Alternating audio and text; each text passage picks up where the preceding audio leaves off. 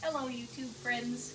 Here's an update on Patrick's 1964 Ford Galaxie 500 XL rebuild that he's doing. He was just doing some engine work. He installed the throttle cable and the lokar transmission cable. So I'm going to get in the car and he's going to check for gap. Just a second.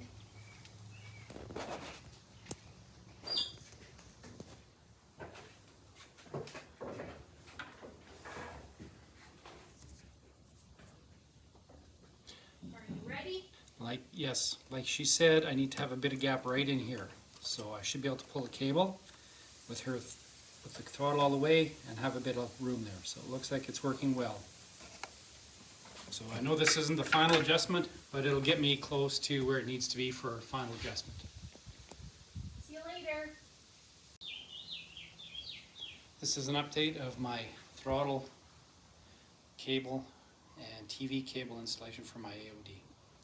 So you can see from my last video, this I had to change quite a bit to make it fit with not only the cable, but I also had to make it room for the springs and everything. So everything was fighting for the same spot. Once I put this in place, it really helped dictate what I had to do. In the first video I had actually it sitting up here, which is where the Tom and Effie engines had the other spring return cable, but this actually works out not too bad. Really important that you set this up this way. It's not too bad. It bends a little bit, it's got a little bit of force here. Sorry. But for the most part it's pretty good. Also important you keep this centered. When it comes in as a kit, it's at the one end. Have it centered, and that's really your fine adjustment when you got to test it, when you go to run it. The other thing you need to do is when you pull it here, as far as you can, you want to make sure that when you pull on the cable that there's still a little bit of slack in it. When I first put it in, there wasn't any slack. It seemed to be binding. Something was wrong. So I stopped, reassessed, and looked at my instructions. Didn't really see anything, so I went online and I found a video at Monster Transmission that showed me what I had to do different. I'll show you down below.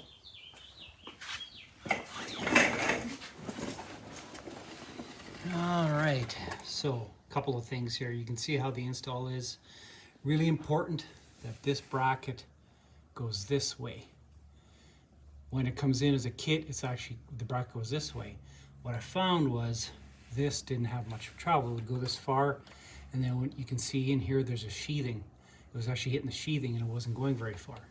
So that's what I was binding on. Like I said, went on Monster Transmission and showed you how to do that.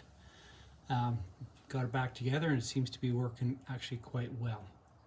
The other thing you should notice is that when it comes in, this cable is on the top hole. There's two holes in there. The top hole is for Edelbrock. The bottom one's pretty much for every other square bore. So I had it on the top, moved it to the bottom. I was still having problems with it binding. Put it back up top, still was having problems. That's when I reset to the video. So now I've got to set it back at the bottom. Like I said, everything seems to be working well. My next step is when I do get it running, I have to go in here, and I believe that's the fitting I have to go open up, but I'll have to research that before I get it. It's an 1/8 inch NPT fitting I have to go tie into, and then use that to set up my pressure. You'll also notice this is my shifter cable. So I've got it in place up to there. Seems to be working good, no binding. Got it adjusted reasonably well. Over and out.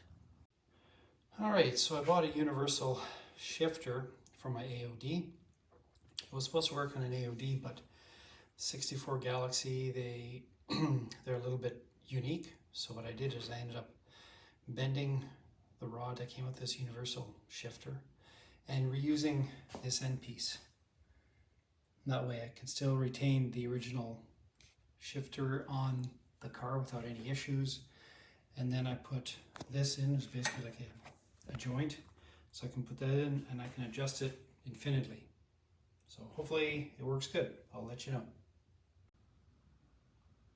Alright, the first thing I've installed is my throttle cable. I bought one online, debating what I could get. Seems to work good. I had to give it a little bit of a bend to make it line up there, but seems to work okay. Throttle goes all the way back, doesn't hit the firewall, goes right to the front. Seems to work good.